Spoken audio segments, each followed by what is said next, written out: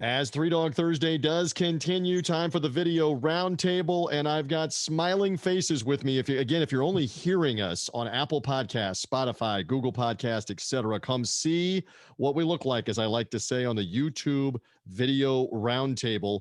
Just search under YouTube Three Dog Thursday. Come find us. Lots to discuss, and I enlist the help from Washington, D.C., by way of Villanova University, still very much alive in the NCAA tournament, my man Jonathan Grella, who I got to know as PR director for the Tampa Bay Buccaneers, and we both survived. We both have survived and thrived. Brother Grella, happy March Madness. Good to see you, my friend. Great to be with you, Teach. It is always good to get the knowledge, and I love the supernova stuff and everything there in the background. Also with me, I'm not sure if this is Illinois orange, if this is a little Chicago Bears tinge in honor of George Halas. I'm not sure what, but from Chicago, here he is, George Ofman, who does a fantastic job with a brand new podcast, longtime Chicago radio reporter, etc. Brother Hoffman, good to have you on the show. This is construction worker orange. Don't get run over as the crossing guard orange, perhaps. Got to be careful. Could be both of those. All right, guys, let's get right into it. In fact, you know what? I will go to George first. I will come back to you first because they are the talk of the town. There is no doubt as I share my screen for the YouTube audience right here. There they are, the Loyola-Chicago Ramblers. And the Sweet 16 will actually lead things off on Saturday of the 4 games before they play 4 more on Sunday. They will play Oregon State for a chance to be in the Elite 8. George, you and I have been talking off the air that this matchup with Illinois was being pointed to as soon as it came out. The Ramblers go on to win. They're alive. Illinois is not. Give me some thoughts in that town in the Windy City about Loyola. Well, first of all, it was a bad matchup, and it was a TV-made matchup simply because Loyola was poorly seeded. They really should have been a 7 or a 6 seed. And a lot of people were upset about that. Bottom line is, a lot of people also understood they're an extremely well-coached team. That said, let's face it, the way Illinois was playing, not only did they deserve a number 1 seed, they deserved a lot of people thinking they could win it all. They were playing great basketball, not good, great. And what happens? They're taken out of the game from the get-go. And this is one of those games where you credit the coach. This is a coach's win. And Porter Moser really pantsed Brad Underwood in ways you can't even comprehend. And that's why Porter Moser's stock continues to rise. And when you take a look at what's happening in this NCAA tournament, they could win. They actually could win. Yeah, it's wide open in 2021. And George and I were joking for Jonathan and the audience that Porter Moser's agent was lighting up a cigar after the Georgia Tech game. I said to George, think about the millions more that he's going to make if he can beat Illinois. And he did. Depending on wherever he is next year, even at Loyola, he'll be making more money. Jonathan Grella, my friend, I share the screen again here because I thought Villanova was like damaged goods and they were going to be done. And everybody in their bracket had Winthrop beating your team. But lo and behold, we see on the screen on the YouTube roundtable, Sweet 16 has Nova Nation. And let's march Nova right back in. All is right with the world in March because Nova's still very much alive. Tell me more about your wounded team with no Colin Gillespie still very much in the picture in the NCAA tournament 2021. This has been one heck of a year, TJ. I got to say that this team was primed to make some noise last March. Of course, that didn't happen, and Sadiq Bey left for the NBA. But we still felt good about this year, got as high as number 2 in the polls this season, and then Colin got hurt, and he's the heart and soul of the team, the point guard, the leader, the senior guard that everybody wants in March, and we've had to pick up the pieces. So talk about trial by fire. The very short rotation that Jay Wright likes to employ has now had to expand quite a bit, and we have former March hero Ryan Arcidiacono, who lives in Chicago. His little brother Chris is now went from getting garbage time, if that, to being our starting point guard in March Madness, taking 0 shots in his first game, and then nailing a couple of very important threes in the last game versus North Texas. So So yeah, Nova's feeling good. The only tough part we've got to figure out is how to beat maybe the best team in the country in Baylor this weekend. Will not be easy on that. More on that in just a second. But Jonathan, again, Villanova's pedigree. You and I have been around each other at Final Fours. I unfortunately will not get the chance to be there due to various factors, a lot of it having to do with the guidelines and so few media being allowed in and around the bubble that the NCAA has set up. But you and I have been around these Final Fours where Villanova has won it. Those two were in Texas, in Houston, and in San Antonio, where your team has won it. And there's something to be said for Jay Wright being able to X and O and get it done this time of year, correct? Hey, Jay Wright, as young and handsome as he looks, and he looks younger than me, but even though he's older, has been at Nova for 20 years now, amazingly. His predecessor, who was there when I was in school, Steve Lapis, who's now a broadcaster, and Jay obviously has set himself up with a Hall of Fame career. Hopefully, he gets in this time. I would expect he will. If not him, then who? But a really amazing blue blood program that we always thought Nova could be, with the great academics and the proximity to big cities in the Northeast like Philly and New York and such.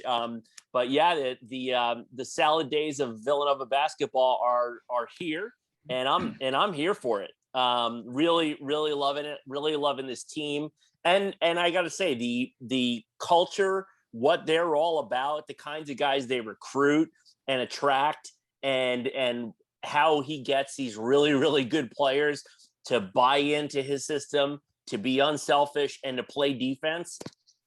Kudos to Jay Wright. I understand why NBA teams want him and other college programs want him, but he's ours.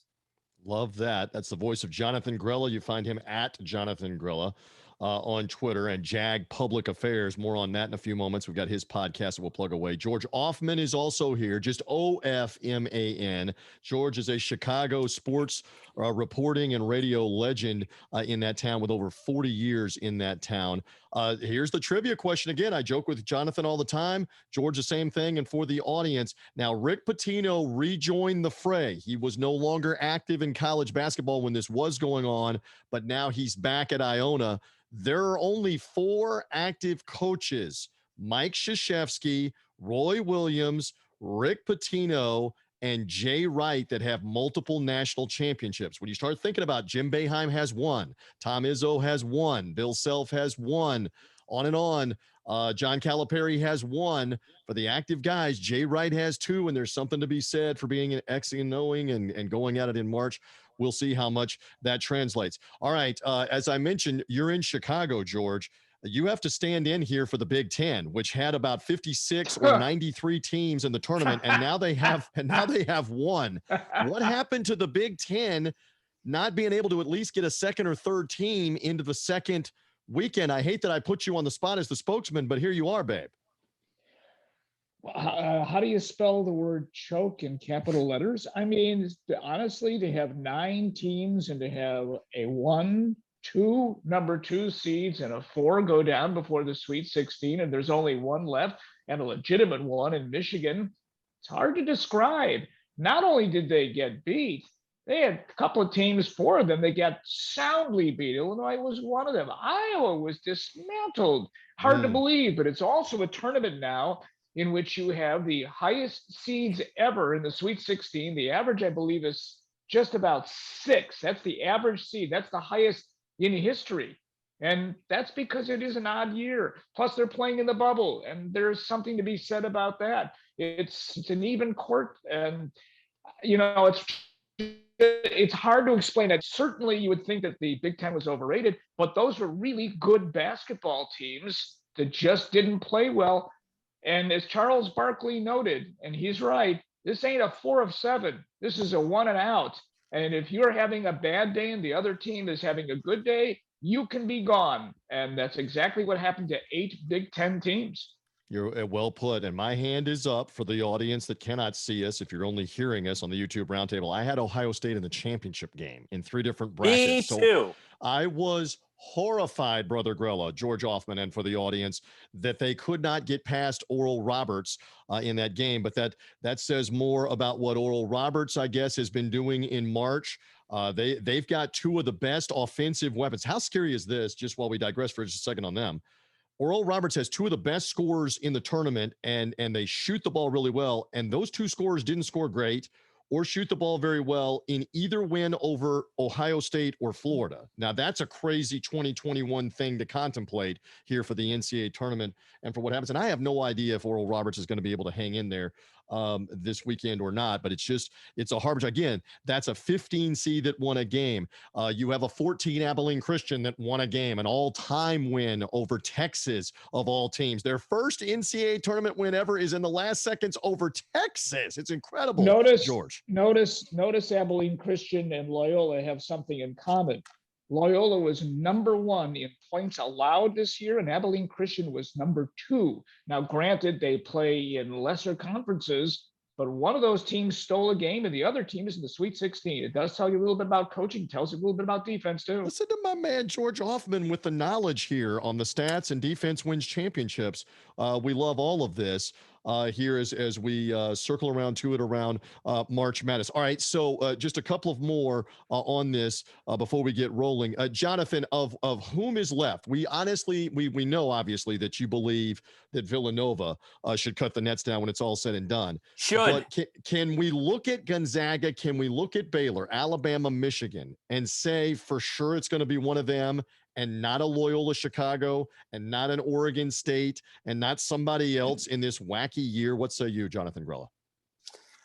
I mean, I personally believe it's Gonzaga, Baylor, or Michigan. They seem to be a cut above this year. That said, if Nova can shock the world this weekend on Saturday, there was that stat about how, Nova, if they make it to past the round of 32 into 16, that they go all the way under Jay Wright.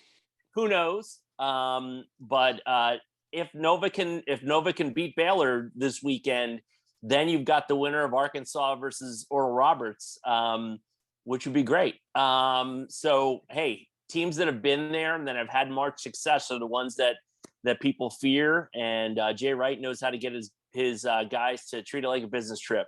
So we're excited about that. And we'll see what happens. It should be a medium track meet. Nova doesn't play very much up tempo, but they can go on a heater and rip off a bunch of threes. In fact, they had something like 8 or 9 guys hit a 3 in the last game, different guys.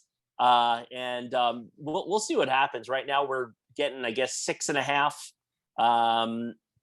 Yeah, I did my homework. So on this podcast, 3 Dog Thursday, we have to take a strong look at Villanova and those points against Baylor and Scott Drew with all the weapons. But yeah, that's good on the except if you took Winthrop in the first round, you're not allowed to take Nova anymore. You're out. And that includes my son. That's 500,000 people that took Winthrop in the first round. Everybody had that. You gotta allow for that because that's Villanova what you get for listening to Seth Davis. Take a stab right at Seth Davis of The Athletic and CBS Sports on that. George, same question to you. Do you believe this is Gonzaga's to lose, a 1 seed like Baylor or Michigan, or are we in for a buckle up, look out Final Four that could have 2 upstarts and one of them finds a way to win it? Speculate for me. I still like chalk. Always have, and you're usually going to get that in a Final Four. Gonzaga has played terrific. They score a ton of points. They've been that way all the time. They've never gone all the way. They look like they have the team.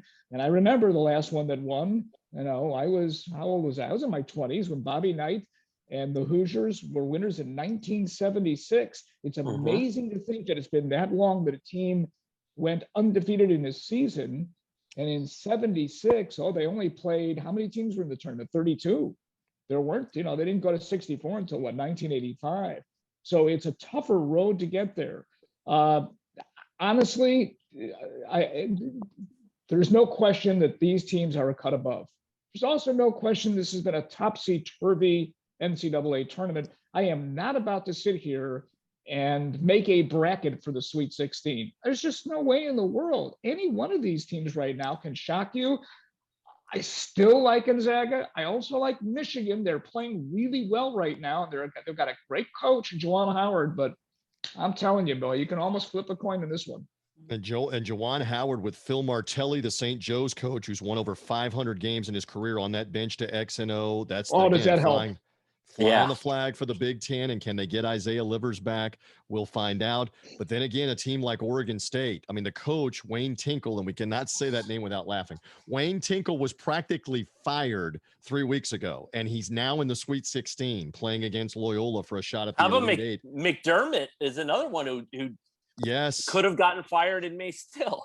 And may still before it's over, but the more he wins, the harder that becomes too on that part of the equation. So again, tons and tons on the NCAA tournament. You can't go wrong here. And I'm glad that we've gotten here. I keep saying this on all the different shows, etc. There were a lot of naysayers, a lot of fear mongers, a lot of people that were in hysterics about even trying this.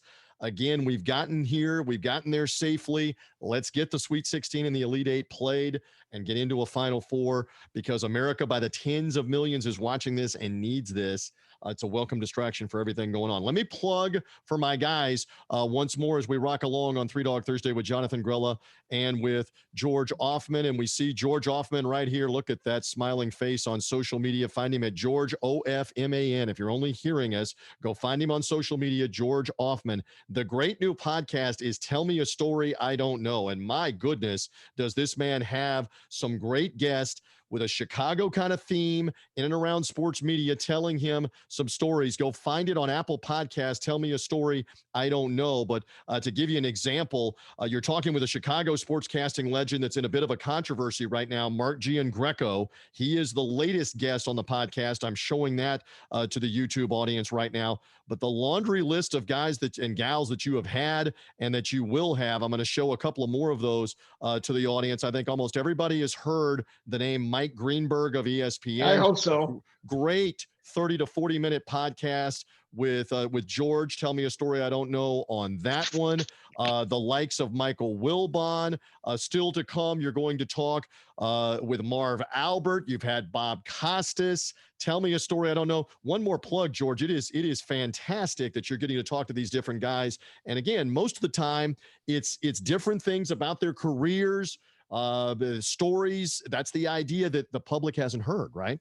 No, and it's really great because once you turn on the faucet, it flows for all these guys. They start to talk, and it's amazing some of the things that they will say. And we have quite a few more that are being interviewed as I speak, lined up. Kevin Harlan, Laura Oakman, Sarah Kustok. She's going to be on, I think, next week, and she's wonderful, and she has a great connection to Chicago. And now she's sitting there with the team that could win the NBA Finals in the Brooklyn Nets. So it has been a lot of fun. You've played a nice role in that, and I really appreciate it. But it's a real joy to talk to these people. And, when you've made connections over 47 years, you dial up a number and you say, hey, can you do this? And pretty much everybody has said yes. So I really appreciate that they're doing it. Again, baseball coming. You got Steve Stone. You mentioned Sarah Kustok, all over the place. Dave Wanstadt with connections to Chicago. Tell Me a Story I Don't Know. If you're only hearing us, find that podcast. Tell Me a Story I Don't Know, and find George's Twitter. Jonathan Grella, I love his insight. Follow him right here on social media at Jonathan Grella. JAG Public Affairs is his PR shop in the Washington, D.C. area. He would love you to know that Washington Nationals baseball season is about to get underway. The Nats, right, Jonathan? You're all fired up about them in the DC area, correct? Yeah, baby. An embarrassment of championships for my teams in recent years, at least most of them. Yes. But plug away, TJ. Not the New York Jets, but you'll take the Nats, you'll take the Capitals. Used to work for the Buccaneers. We got a title. Politics of Sport. Sport of Politics is also a podcast where you can find Jonathan and Jeff Embler. Find them right here on screen on Apple Podcast. Pause, Politics of Sports, Pause Pod, Politics of Sports, Sport of Politics podcast. I'm showing that to the YouTube audience as well. And I also love Daily Malarkey. Find the Daily Malarkey, dailymalarkey.com. Get on their subscription list. I love the snarkiness, the humor of Daily Malarkey. You're not Thank full you. of malarkey, but you do have some daily malarkey that we want to talk about. All right, our skill is in pointing out the malarkey and using some snark brevity to shine a light on things like cancel culture and just the topsy-turvy world we live in. So please check us out at Daily Malarkey and dailymalarkey.com. I love that. We're having a lot of fun. 4:00 every day. You get one nugget of snark brevity, hot and fresh out the kitchen. And just like Hey, let me everybody's tell you bracket. something. Yeah. Let me tell you something. There's a lot of connections for the Washington Nationals and Chicago. Davey Martinez, who is a wonderful guy, and I covered Davey Martinez as a player and as an assistant, with Joe Madden.